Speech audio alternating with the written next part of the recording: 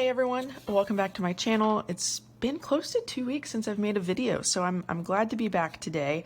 Coming off the holidays, got to have some good downtime, hang out with the family, but today we're going to be doing another budget with me video, and it's kind of crazy, but we're going to be talking about January 2023, and man, I'm excited, and I'm also just wondering where 2022 went. But with that being said, let's go ahead and let's see what we're working with for next month. Now, starting with income, I am projecting that we will bring in a total of $7,600. Now, this is a little more than it has been in the past.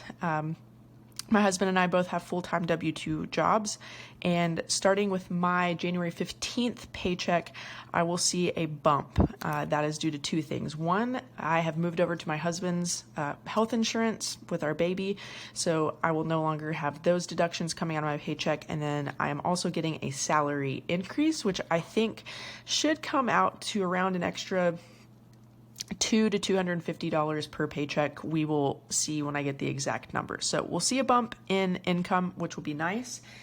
And then we will additionally, I am projecting, have another $800 in income, and that will be due to my end of year bonus hitting on that first January paycheck.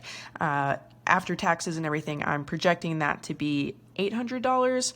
So those two things together will give us a grand total of $8,400 for income for the month. Now, looking at savings, this will be comprised of two things. One will be my 401k, which should be around $1,540. Again, because of my pay increase and the bonus as well, I think this will actually be higher, but I'm not sure what the numbers are going to be, and I don't want to take the time to do the math. So I'll just be surprised like you throughout the month. So $1,540 for 401k, and then we are also going to be opening a 529 account for our baby, and that will be $500. I'm not sure if we'll get that opened in January or not, but we will at least put the money in our high yield savings account in the meantime. So together, that gives us $2,040 for savings for the month. Now, looking at fixed expenses, these are expenses where we know exactly how much we will be paying each month, starting with our mortgage. That will be $1,810.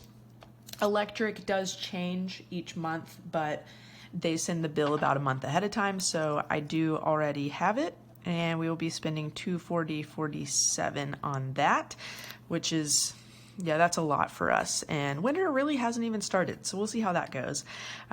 Internet will then be $80.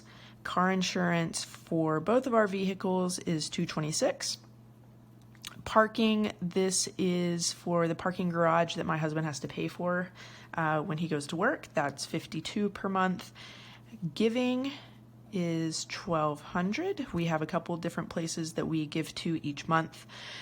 Childcare is another fixed expense for us. That's going to be $1,228. We pay $307 a week for our 8-month-old to go to daycare. Then moving over to some of the other fun stuff, we have Spotify at $10.59, followed by Xbox, which is also $10.59. Netflix comes in at $16.79, which is getting a little expensive, so we might need to review that. Hulu is at $8.47, and then we have Sling, which is at $55. So we do have a few subscriptions that we should probably review and get rid of, honestly. So maybe I'll take a look at that this month, because that's quite a bit. Now, our car loan is $438.90. If you watched my last video where I talked specifically about our car loan payoff strategy, my hope is that in January we can start putting extra on this each month, and that amount would be $250. So stay tuned to see how that goes this month. And then discretionary spend is $200. My husband and I each get $100 per month to spend however we like. So in total,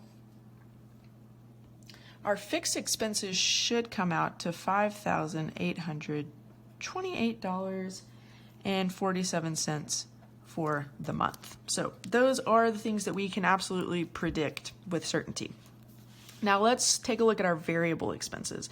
These are things we know we'll be paying for, but the amount does shift a little bit each month. So starting with water, I'm going to project $100 for that this month. It'll probably come in somewhere in the 80s would be my guess based on past trends, but just put in 100. It's a nice even figure.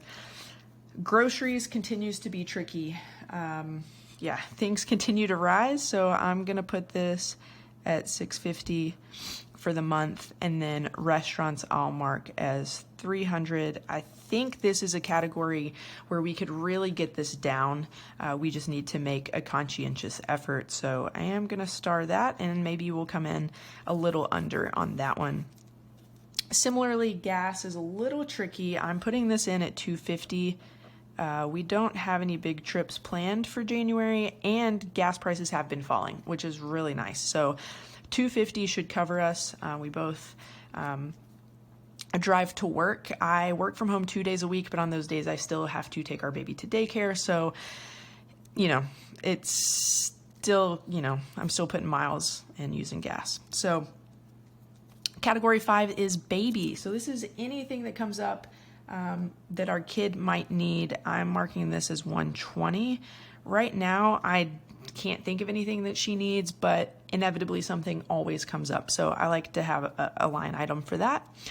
And then miscellaneous, that's pretty straightforward, I think, but I put $250 in this category for anything else that comes up that I just couldn't predict when I was doing the budget. So in total for variable expenses, that will come out to right around $1,670 for the month.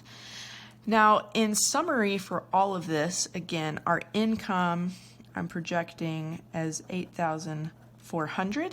Our projected spend across our fixed expenses and our variable expenses, it comes out to $7,498.